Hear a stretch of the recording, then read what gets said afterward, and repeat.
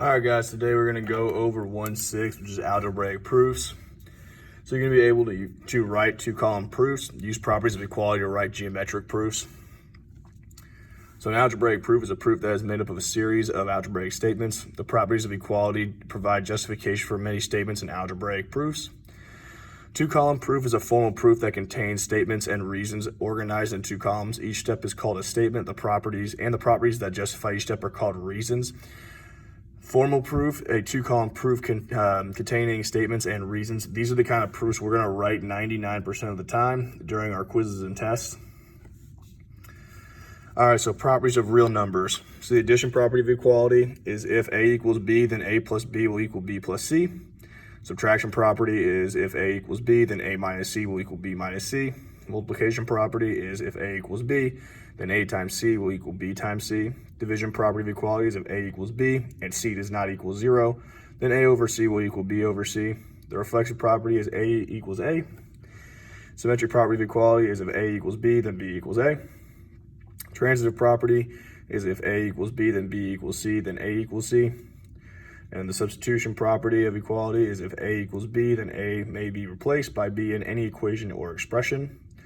Distributive property, I can't even talk. Distributive property is A times B plus C equals A times B plus A times C. So our first example is justify each step when solving an equation. State the property that justifies each statement. So if 4 plus negative 5 equals negative 1, then x plus 4 plus negative 5 would equal x minus 1. That would just be our addition property of equality.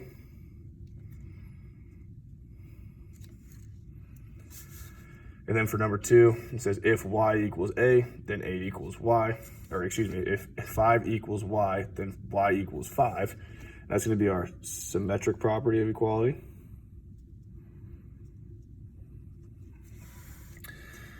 So in geometry, a similar format is used to prove conjectures and theorems. A two-column proof or formal proof contains statements and reasons organized in two columns. So prove that if 2x minus 13 equals negative 5, then x equals 4. Write a justification for each step. So I'm going to create my two-column proof. Just going to draw a line down the middle. So it's going to look very similar to this right here. Our statements will go on this side, and our reasons will be over here. So my first step is just writing the problem, what they want us to prove. So they want us to prove that 2x minus 13 equals negative 5. And that's 1. And the reason is that's given to us. So now we solve this like we're just solving an algebra problem. So when we would have this, to solve this, we would add 13 to both sides. So 2x minus 13, we would add 13. And since we added, that's our addition property.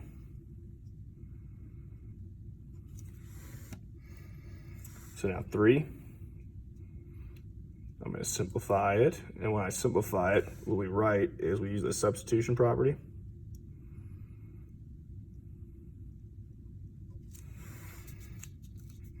Because we're basically substituting that in. And then the last thing we do to solve this problem, we divide by 2, and that would get us x equals 4, and that is our division problem, or division property. All right, so write a two-column proof to verify that each conjecture is true. So we're going to prove that the given information, if 5x plus 1 over 2 minus 8 equals 0, then x will equal 3. So it's telling us we're solving this equation, but we should get x equals 3.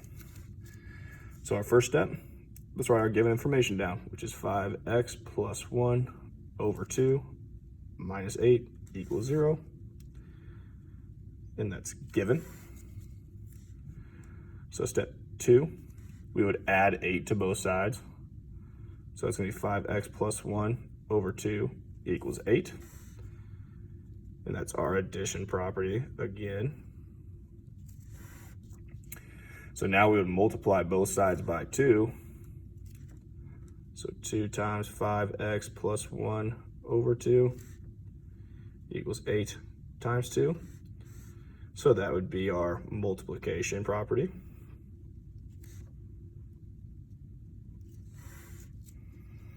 So now we're going to simplify, and when we simplify, it's our substitution property. So that's going to be 5x plus 1 equals 16.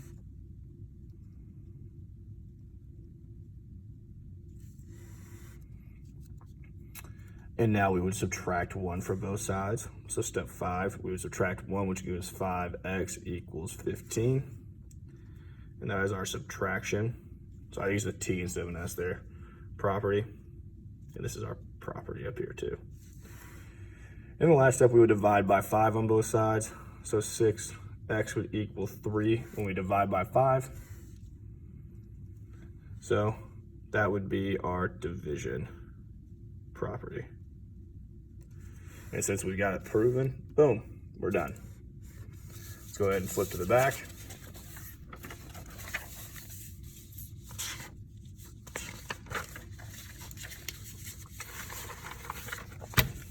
All right, so our reflexive, symmetric, and transitive properties, just some examples for you.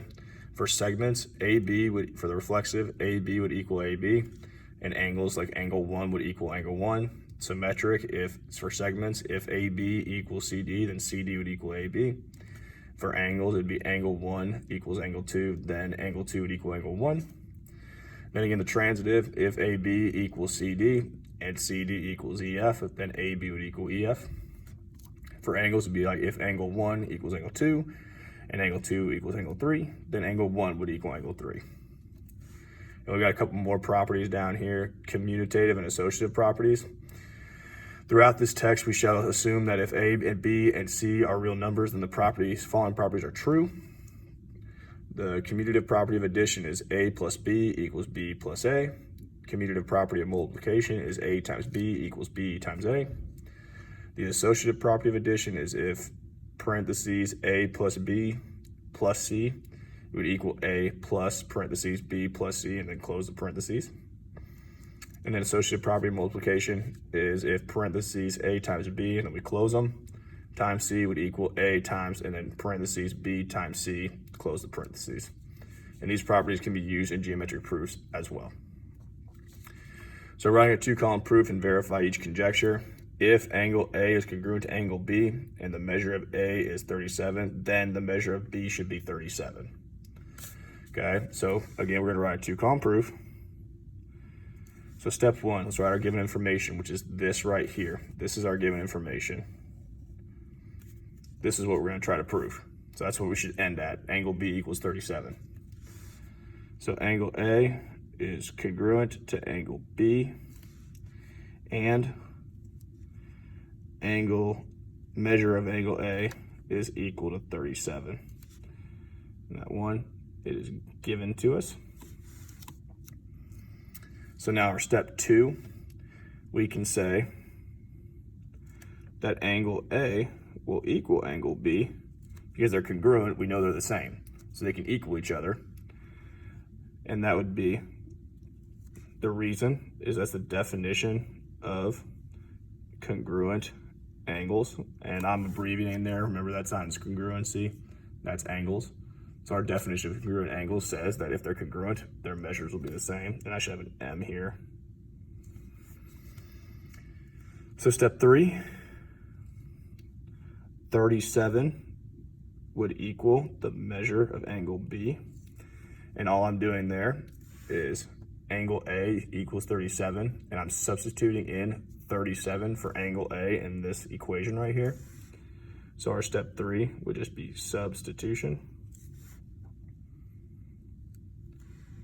So then step 4, I'm just gonna flip them around to be just like this.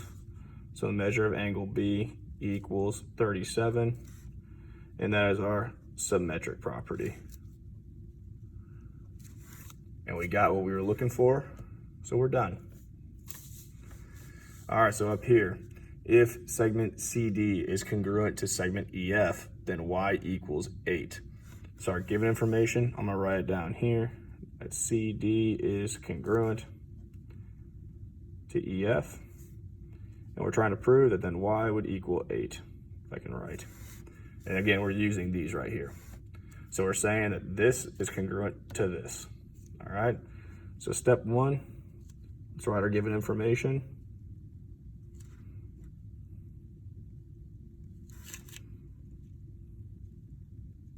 So they're given. And here, I'll draw my line so it's a little better to see. All right, so now, just like over here on this one, we said that the angles are congruent. Well, then we can say they're equal by the definition of congruent angles. Well, now we have a segment. So I'm gonna say that this segment is equal to each other, and it's gonna be because of the definition of congruent segments. So I can say CD is equal to EF.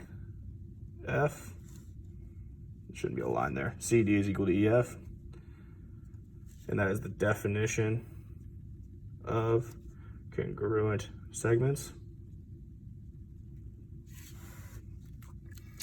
And so now I can substitute my 3y minus 9 in for CD and my 15 in for EF.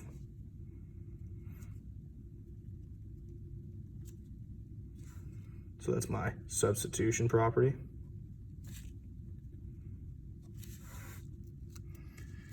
And now I'm going to solve this. So I would add 9 would be my first step, would be to add 9. So I'd have 3y equals 24. That's my addition property. And then I would divide by 3. So when I divide 24 by 3, I get y equals 8. And that is the division property because we divided to get there. And that's what we were trying to prove. So we are done right there. If you have any questions, shoot me an email.